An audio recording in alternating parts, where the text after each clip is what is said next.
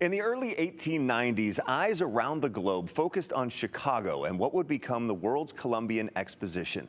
Leaders of the brand new state of Idaho also saw the opportunity it presented. They wanted to be part of this prestigious global gathering. So a group of prominent Boise women stepped up to help make it happen.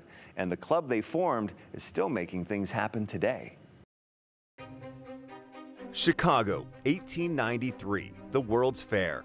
Officially called the World's Columbian Exposition, it celebrated the 400th anniversary of Christopher Columbus's arrival in the New World. It showcased the newest ideas in industry, commerce, technology, and entertainment. Over its 6-month run, tens of millions of people came to see what was called the White City because of its massive, ornate white buildings. Among the massive monuments of architecture, a more modest model of life in Idaho, the Idaho Building, a 3-story log miner's cabin. Built on lava basalt rock foundations. The idea was to showcase the resources of the state of Idaho. The humble but proud exhibit represented a state born just 3 years earlier in 1890.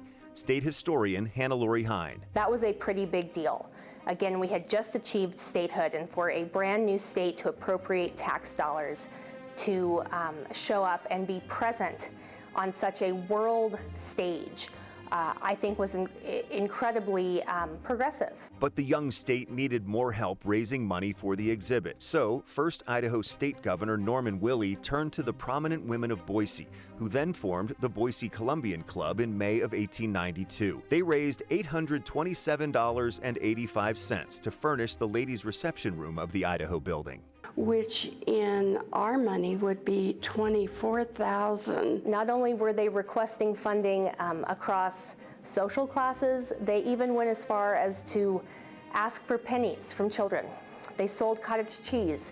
You know, they tapped in to all of the available resources that they could touch. Well, as I have studied the history of this club, I am just kind of blown away by the history of it. A rich history housed in 14 boxes at the Idaho State Archives in Boise. So this book is the very first record of the Columbian Club of Boise.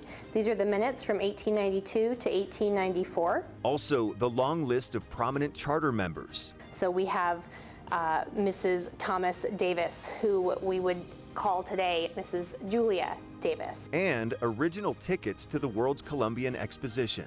And some of them feature explorers like Columbus, and some of them feature George Washington, Abraham Lincoln, Benjamin Franklin.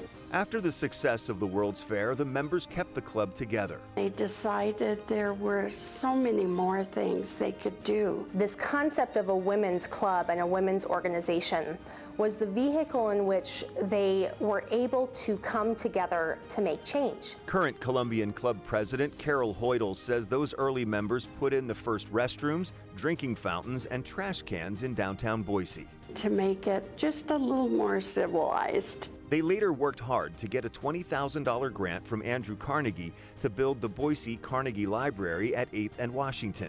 It's empty today, but still stands 117 years after it opened.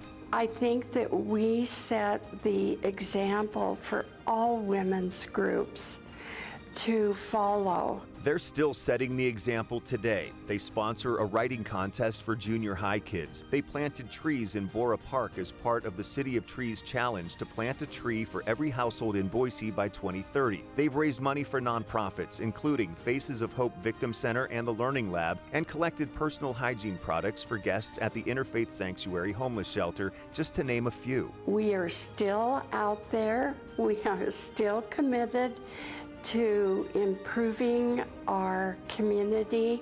This May, the Boise Columbian Club celebrated their 130th anniversary with one eye on a proud past and, as always, one eye on a philanthropic future. A legacy built of logs on a lava basalt foundation. A legacy maintained with dedication on a foundation of love of community.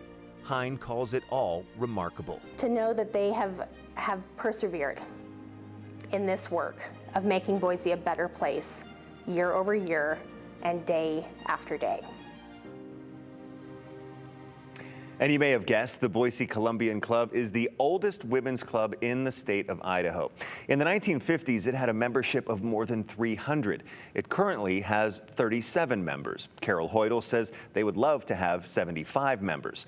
Any women interested in joining, or if you would just like more information or to make a donation, you can go to the club's website, boisecolumbianclub.org. We'll have a link in this story on KTVB.com. And Shira State historian HannaLore Hein says it's also plausible that the Boise Columbian Club is the last remaining Columbian club in the country that was actually formed to help, for its original purpose, a state prepare for the World's Columbian Exposition. Wow, it was so interesting, and I loved seeing all those pictures, but also how you mentioned that they raised $827, and that's equivalent to $24,000 now. Yeah, and they did part of it by selling cottage cheese. Yeah, who knew? It's very interesting. Thanks for sharing that with us.